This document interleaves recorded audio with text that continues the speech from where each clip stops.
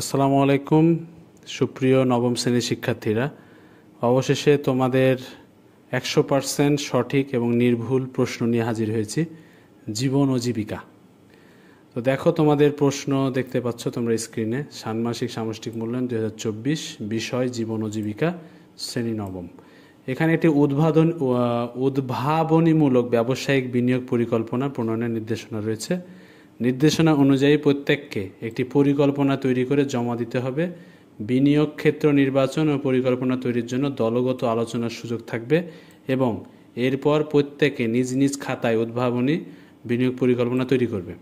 তো কাজ যেটা তোমাদের দিয়েছে সেটা হলো উদ্ভাবনীমূলক ব্যবসায়িক বিনিয়োগ পরিকল্পনা প্রণয়ন। বিনিয়োগ মানে হলো, দেখা গেল তুমি কোনো একটা ব্যবসা করতে চাও, সেটার জন্য কোথায় কোথায় টাকা খরচ করতে হবে বা কী কী কেনা লাগবে, এই যে তুমি যে খরচটা করবা সেটাকে বলা হয় বিনিয়োগ।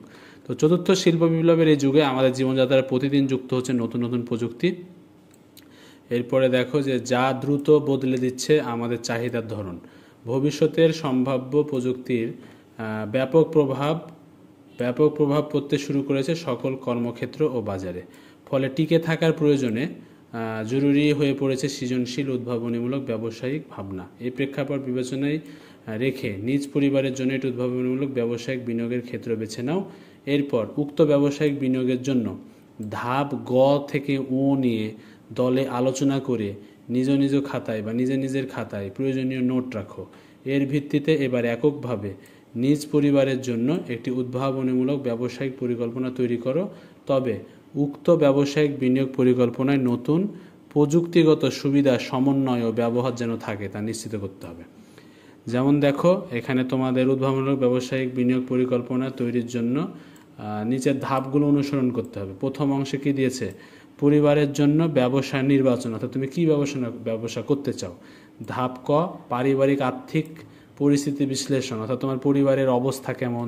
তোমার পরিবারের যদি আর্থিক সামর্থ্য থাকে তাহলে তোমরা বড় ধরনের কোনো ব্যবসা করতে পারো।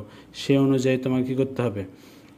সে অনুযায়ী তোমাকে বাজেট তৈরি করতে হবে। এরপর পরিবারের আর্থিক অপচয় রোধে কী পদক্ষেপ গ্রহণ করা যেতে পারে তা উল্লেখ করতে হবে।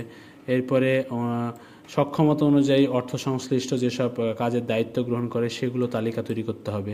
এরপরে খ নম্বর ধাপে রয়েছে ব্যবসায়ের ধরন নির্বাচন, অর্থাৎ প্রথম ধাপের পারিবারিক আর্থিক পরিস্থিতি বিবেচনা নিয়ে পরিবারের জন্য উদ্ভাবনীমূলক একটি ব্যবসা নির্বাচন করতে হবে।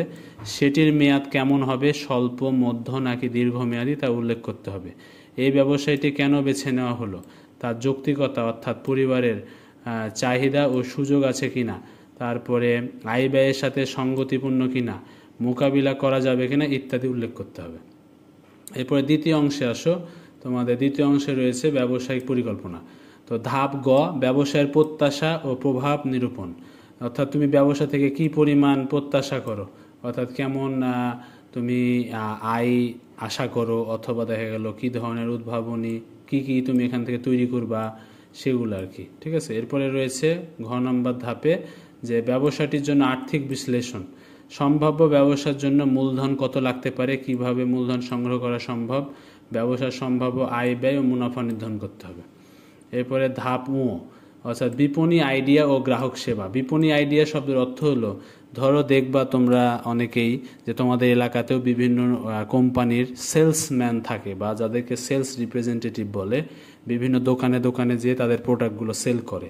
এটা একটা বিপণন প্রক্রিয়া, যাকে ইংলিশ আমরা মার্কেটিং বলে থাকি। তো এই আইডিয়া বা গ্রাহক সেবা, কীভাবে তুমি গ্রাহকদের সেবা দিচ্ছ, অর্থাৎ উৎপাদিত পণ্য বা বিক্রয়ের জন্য কি কি কৌশল অবলম্বন করো, বিশেষ কোনো বিপণন আইডিয়া থাকলে, অর্থাৎ মার্কেটিংয়ের নতুন নতুন আইডিয়া। দেখো না যে বিভিন্ন জিনিস ছাড় দেয়, বা দেখা গেল যে গ্রাহকদের আকৃষ্ট করার জন্য বিভিন্ন ধরনের অফার দেয়, এগুলো হচ্ছে একটা আইডিয়া। তো গ্রাহকের জন্য কী ধরনের সুবিধা নিশ্চিত করার পরিকল্পনা রয়েছে তা উল্লেখ করতে হবে। গ্রাহকের সম্ভাব্য প্রতিক্রিয়া মোকাবিলা করার জন্য বিশেষ কোনো কৌশল থাকলে সেটি উল্লেখ করতে হবে। গ্রাহক সেবার সাথে জড়িত নতুন কোনো প্রযুক্তির সহায়তা নেওয়া সম্ভব কিনা, সেক্ষেত্রে কী ধরনের সুবিধা এবং কিভাবে তা নেওয়া যেতে পারে তা তোমার কী করতে হবে, বর্ণনা করতে হবে। তো কাজটি সুন্দরভাবে সম্পূর্ণ করে জমা দেওয়ার জন্য অনেক ধন্যবাদ। সুপ্রিয় নবম শ্রেণীর শিক্ষার্থীরা, তো তোমাদের দেখলা যে আমরা 100% এটাই তোমাদের প্রশ্ন, এখান থেকেই এই প্রশ্নটাই তোমাদের আগামীকাল আসবে আশা করি।